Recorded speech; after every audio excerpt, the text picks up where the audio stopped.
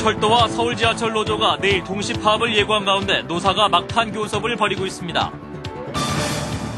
이명박 대통령은 철도와 지하철 노조의 파업에 대해 강경 대처할 것이라고 거듭 경고했습니다. 글로벌 경기 침체로 11월 수출이 6년 만에 마이너스로 돌아서고 부도업체는 3년 7개월 만에 최대치를 기록했습니다. 우리나라 자살률이 20년 사이 2배 이상 증가했고 자살과 암 사망률은 OECD 평균을 훨씬 웃도는 것으로 나타났습니다. 이상은 이 시간 주요 뉴스입니다.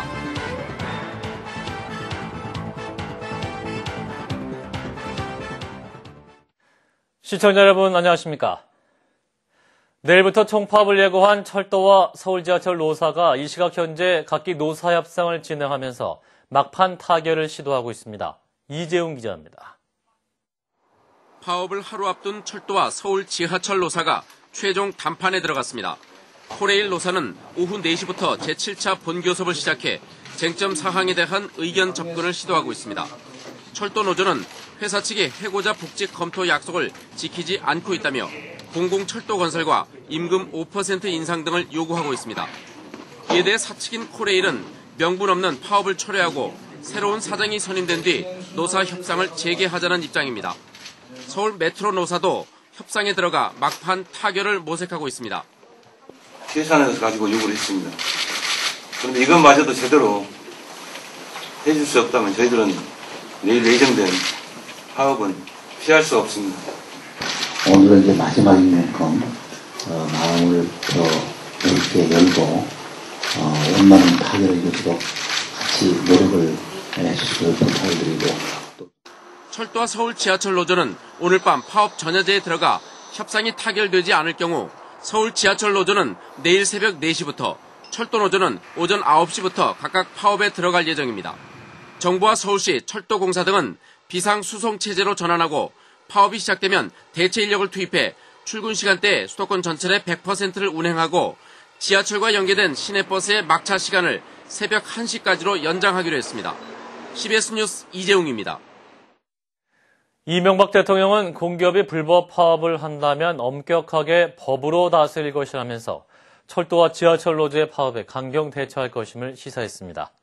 브라질에 공식 방문 중인 이 대통령은 오늘 수행 경제사절단과 가진 오찬 간담회에서 어려운 시기에 공기업이 불법 파업을 한다면 엄격하게 법으로 다스릴 것이라고 경고했습니다. 이 대통령은 경제가 정치 논리에 너무 휩쓸리면 제대로 될 수 없다는 생각을 확고히 갖고 있다면서 기업도 불법 파업에 대해서는 엄격하게 다룰 것이라고 강조했습니다. 대검찰청 공안부도 오늘 관계기관 대책회의를 갖고 불법 파업을 주도하는 행위에 대해 구속 수사를 하는 등 법과 원칙에 따라 엄정 대처할 것이라고 밝혔습니다. 경기 침체가 장기화되면서 우리나라의 이달 수출이 6년 만에 마이너스로 돌아설 것으로 보입니다. 지식경제부에 따르면 이달 17일까지의 수출 금액은 지난해 같은 기간에 비해 20% 떨어지고 수입 금액도 6%대의 마이너스를 기록할 것으로 전망됐습니다. 이는 미국 IT 거품 붕괴로 경기가 어려웠던 지난 2002년 1분기 이후 6년 만에 마이너스를 기록하는 것으로 앞으로 수출 하강 속도가 더욱 급해질 것으로 우려됩니다. 앞서 기획재정부는 내년도 무역 수지 예상치를 당초 12억 달러 흑자에서 56억 달러 적자로 수정했습니다. 경기 침체 속에 돈이 돌지 않는 신용경색이 심화되면서 부도업체가 급증해 3년 7개월 만에 가장 많은 수준을 보였습니다. 한국은행에 따르면 지난달 부도업체 수는 321개로 앞선 달보다 118개나 늘면서 지난 2005년 3월 이후 3년 7개월 만에 최대치를 기록했습니다. 한국은행 관계자는 기업 자금 사정이 좋지 않다는 점이 반영돼서 부도업체 수가 늘어난 것으로 분석된다고 밝혔습니다. 우리나라 국민의 자살률이 20년 사이에 2배 이상 증가했고 자살과 암으로 인한 사망률은 OECD 평균을 훨씬 웃도는 것으로 나타났습니다. 이동직 기자입니다. 우리나라 국민의 사망 원인 가운데 자살과 암으로 인한 사망률이 다른 OECD 국가들과 비교해 크게 높은 것으로 밝혀졌습니다. 사망 원인 가운데 자살로 인한 사망자 수는 지난 1985년 10.2명에서 지난 2005년 24.7명으로 20년 사이 2배 이상 증가했습니다. 또 암으로 인한 사망자 수는 지난 1985년 인구 10만 명당 88.3명에서 지난 2005년에는 136.6명으로 늘어났습니다. 자살과 암으로 인한 높은 사망률은 국민 의료비와 공공지출 비율이 다른 OECD 국가들에 비해 상대적으로 낮기 때문인 것으로 분석됐습니다. 생활의 저고와 그리고 정신적인 스트레스가 많이 작용했다고 이렇게 볼 수 있을 것 같고요. 이 예방을 위해서는 식생활의 변화와 함께 정신적인 여유를 갖는 그런 마음가짐의 변화가 필요할 것 같고, 또 하나는 보다 적극적으로 정부에서 이에 대한 대책 마련이 있어야 될 것으로 이렇게 생각을 합니다. 실제로 지난 2006년 현재 국내 총생산 대비 국민 의료비는 6.4%, 공공지출 비율은 낮았습니다. 국민 건강 만족도 역시 하위권인 것으로 나타났습니다. 지난 2006년 현재 국민 평균 수명은 OECD 평균을 상회했지만 자신의 건강이 좋다고 생각하는 비율은 다른 국가들에 비해 낮았습니다.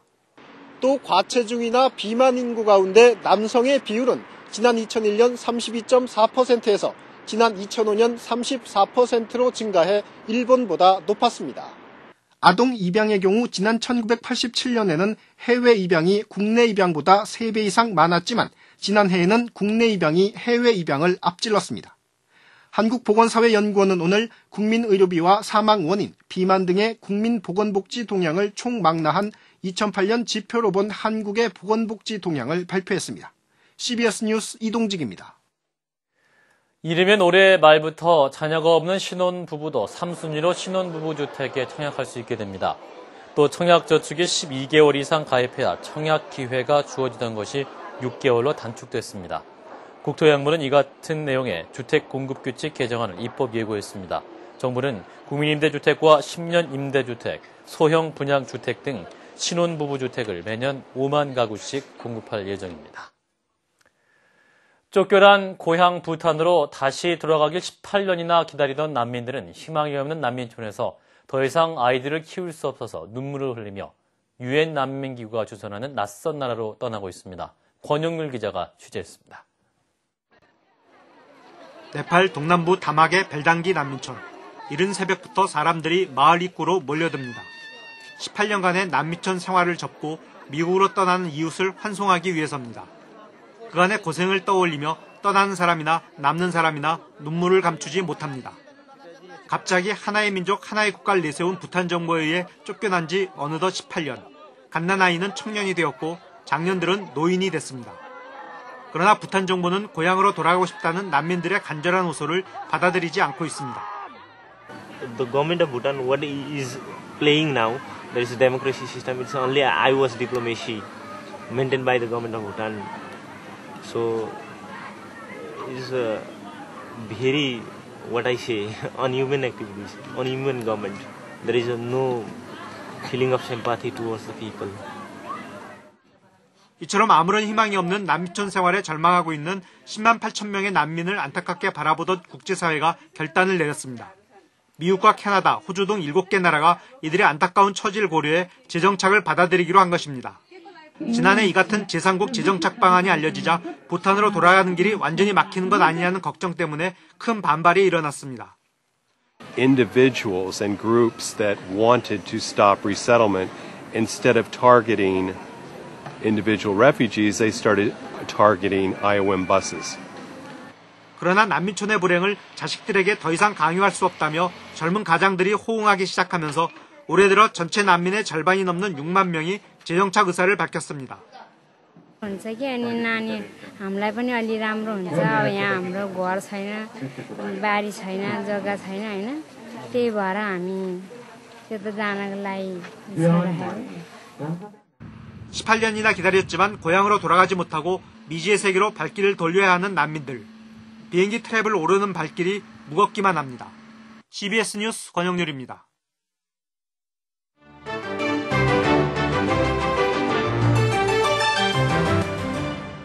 전 세계적으로 금융위기의 경기 침체까지 이어지면서 이 소비 심리가 크게 위축되고 있습니다. 하지만 중국의 경우 지역 소비자들의 구매 패턴에 변화가 생기면서 오히려 명품 시장의 소비는 줄어들지 않고 있는데요.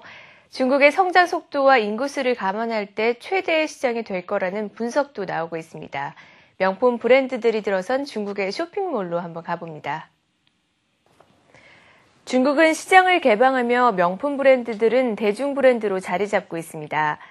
국제적인 금융위기로 전 세계 소비자들은 명품에 등을 돌리고 있지만 중국은 국제 금융위기에도 불구하고 명품 시장의 소비는 줄어들지 않고 있습니다. 影响不是特别的大，因为我不是每天都在 shopping 这些东西，而且这些国际顶级的品牌呢，它有它的价值，还有它的包括它的收藏价值。 유럽과 미국 등 전 세계적으로 명품 소비는 20에서 25%까지 감소했지만 중국은 명품 등 고가 상품 매출의 증가세는 이어지고 있습니다. 세계 명품협회에 따르면 중국은 2012년까지 전 세계 호화 사치품의 25%를 소비하는 최대 명품 소비 시장이 될 거라는 전망이 나오고 있습니다.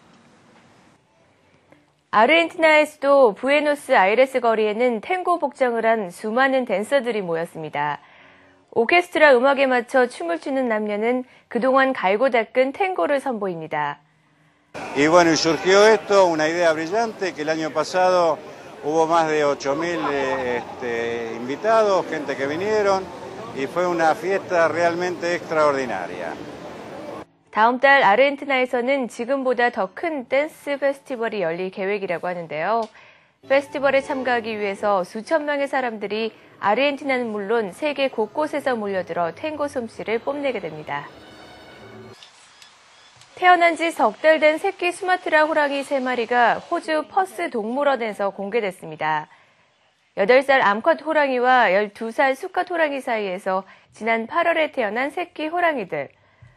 수마트라 호랑이는 밀렵과 개발로 인해서 500마리도 채 남지 않은 등 심각한 멸종 위기에 처해 있습니다. 지금까지 박주연이었습니다.